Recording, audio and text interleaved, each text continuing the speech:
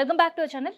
So మొత్తానికి PhonePe చేసినా, Google pay చేసినా రూ. 2000 మించితే దానిపైన ట్యాక్స్ ఉండబోతుంది అనే వార్తలు విపరీతంగా వైరల్ అయ్యాయి. సో దీనిపైన స్పందిస్తూ ఒక పక్క కేంద్రం అండ్ దాంతో పాటు ఫోన్‌పే సీఈఓ అలాంటి చార్జెస్ ఏవి కూడా విధించబోమని ప్రకటించాయి. అండ్ ప్రత్యేకంగా ఎక్స్ వేదికగా ఫోన్‌పే సీఈఓ నిగమ్ ప్రకటించిన ప్రకటన ఏంటి?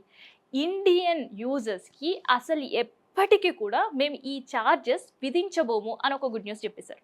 అయితే మరి ప్రభుత్వం తీసుకొచ్చిన చట్టం ఏంటి? పేమెంట్స్ అండ్ సెటిల్మెంట్ చట్టం 2007 సంబంధించిన సవరణ జరిగింది.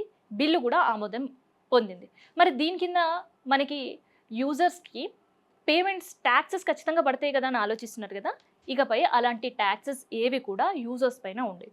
అయితే మరి ఎవరిపైన ఈ ఉండబోతున్నాయి ఈ చార్జెస్? అండ్ ఫిన్‌టెక్స్ కంపెనీస్ ఏవైతే సర్వర్ మెయింటైన్ చేస్తుందో అండ్ సెక్యూరిటీ మెయింటైన్ చేస్తుందో, సైబర్ నేరగాళ్ల వలలో మనం పడకుండా జాగ్రత్తలు తీసుకుంటుందో, మరి కంపెనీకి సంబంధించిన చార్జెస్ కేంద్రమే భరించబోతుందా అనే ప్రశ్నకి సమాధానం కేంద్రం చెప్పింది. అయితే ఎక్కడైతే అంటే multiplex, shopping malls, restaurants, hotels వీటిపైన ఎక్కడైతే 1.5 టర్న్ ఓవర్ ఉంటుందో, సో ఆ టర్న్ ఓవర్ ఉండే ట్రాన్సిషన్స్ జరిగినప్పుడు మాత్రమే 2000కు మించి ఆ ట్రాన్సిషన్స్ ఉన్నప్పుడు మాత్రమే మర్చెంట్ ట్యాక్సెస్ కింద ట్యాక్సెస్ విధించబోతున్నారు. అంటే ఒక సామాన్యుడు వాళ్ళ ఫ్రెండ్స్కి లేదంటే రిలేటివ్స్కి హాస్పిటల్స్లో ఉన్నప్పుడు ఆ రేట్ మించి ట్రాన్సాక్షన్ కొన్ని సందర్భాల్లో జరుగుతాయి. మరి ఆ టైంలో ఏంటి అంటే ఆ టైంలో ఎలాంటి ట్యాక్సెస్ ఉండవు. అంటే ఈ ఉద్దేశం ఏంటి కేంద్ర ప్రభుత్వం చెప్పేది అంటే కేవలం ఈ ట్యాక్సెస్ మర్చెంట్స్కి మాత్రమే ఉంటాయి.